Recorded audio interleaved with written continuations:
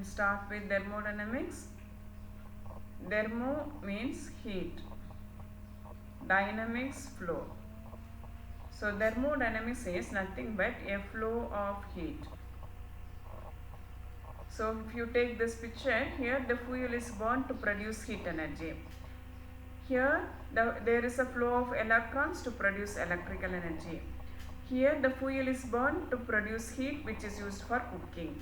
And here the fuel is burned which is converted into mechanical energy. So these are the processes which are taking place in our daily life. In all these processes there is a transformation of heat or energy. So in all this process thermodynamics plays a major role. So thermodynamics is nothing but the study of transformation of heat or energy. So when you learn thermodynamics, that is the transformation of heat or energy, in two levels we can learn. One is in microscopic level or in macroscopic level. So if you take microscopic level, the microscopic particles like electron, proton, neutron, they are subatomic particles, positron. So when you learn the properties, laws and rules of these particles, then it will come under microscopic level. So if you apply the rules, laws and properties for learning the transformation of heat or energy in microscopic level, that you can do in quantum chemistry. If you take macroscopic, that means big particles. So big particles, if you learn the laws, rules and properties for the transformation of heat or energy for the big particles which we can see, which are visible, for that we have to use thermodynamics. So thermodynamics deals with big particles, that is macroscopic particles. So we are going to deal with only with macroscopic properties in thermodynamics. So we are not going to do this one. That will be, you are having in a separate chapter called as quantum chemistry, which deals only with microscopic properties for learning the properties of electron, proton, neutron, which are subatomic particles. So here in thermodynamics we are going to mainly concentrate on macroscopic properties. Macroscopic means the properties that are related with big particles. Mostly we are going to have heat and work. Before going in detail about thermodynamics, we will discuss some of the limitations. So if you know the limitation, then it will be easy to apply the laws of thermodynamics for the process. So the first one, it is applicable only in macroscopic level. We will not able to explain the movement of electron or subatomic particles using thermodynamics.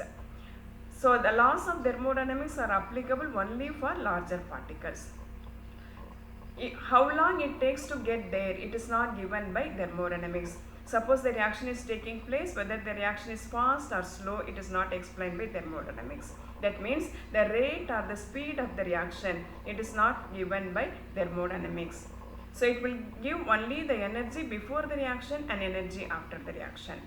So next one, it says nothing about the mechanism of the reaction. Suppose a reaction is taking place like this, A plus B giving products. It will not say anything about the mechanism. That means its substitution or elimination or what is the intermediate involved in this reaction. So that is not given by thermodynamics. It will say only the energy of the reactant and the energy of the product. So it will not say anything about what is the mechanism involved in the reaction. So this is the third one. Now suppose if I am here and my energy is 100 joule, and if I am going this place where my energy is 20 joule, and it will say only the energy of my in the initial stage, in the energy in the final state. It will not say how the energy has been reduced from 100 joule to 20 joule. It will say only the energy in the initial position and the energy in the final position. It will not say how the energy has been reduced from 100 joule to 20 joule. So these are the limitations. So it is applicable only for macroscopic level. Then the second one, the rate or speed, that means the kinetics is not given by thermodynamics. The mechanism of the reaction will not be given by thermodynamics. It will say the energy of the reactant, energy of the product. It will not say how the reaction takes place. What is the mechanism involved in this? It is not given by thermodynamics. So it will give the energy in the initial position, energy in the final position. It will not say how the energy has been reduced. That is not given by thermodynamics. Now the thermodynamics can be learnt in three parts. The first one, the first law of thermodynamics, where you will be learning about the heat, work, internal energy, enthalpy. So all these things you will learn in first law of thermodynamics. Here in thermochemistry in second part, where you will be learning how the enthalpy changes in the reaction, and you will be able to do some problems based on this one. The third part, where you will be learning about the second law of thermodynamics, where you will be learning about entropy and free energy. We will see the overview of thermodynamics. What we are going to learn in thermodynamics, I will give a picture and then we will go in detail. So first we are going to learn about the thermodynamic terms, where you will be learning about system, surroundings, boundary. The system is further classified as open, closed and isolated system. Then after this you will be learning the properties, where you have intensive, extensive property, state function and path function. After that we are going to learn the process, where you have isothermal, adiabatic, isobaric, isochoric, cyclic, reversible, irreversible, spontaneous and non-spontaneous process. So after learning the terms, properties and process, we will go to the laws of thermodynamics, where you will be learning the first law, second law and third law of thermodynamics. So in this order we are going to learn. So now we are going to learn the thermodynamic terms. So you have the system, surroundings and boundary. So what is system and surroundings and boundary? So for that you take this one. So anything we talk about, that is we call it as system.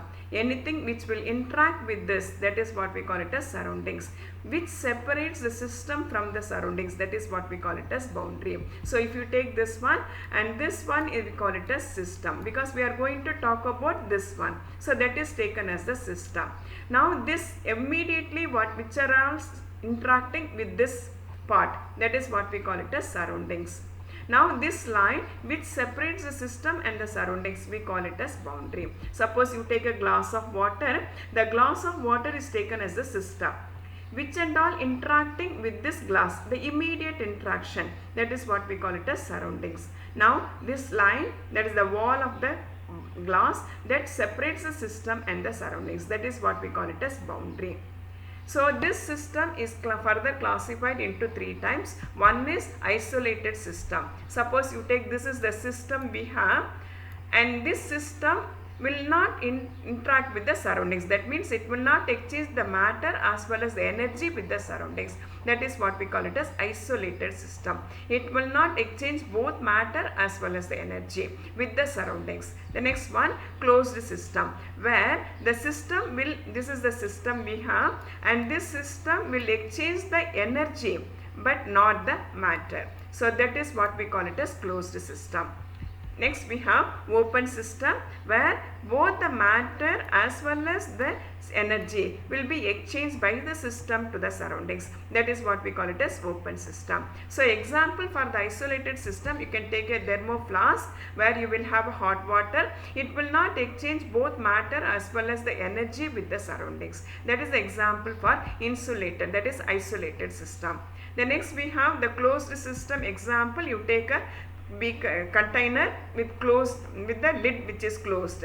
Here it will not exchange the matter, but it will exchange the energy with the surroundings. That is the example for closed system.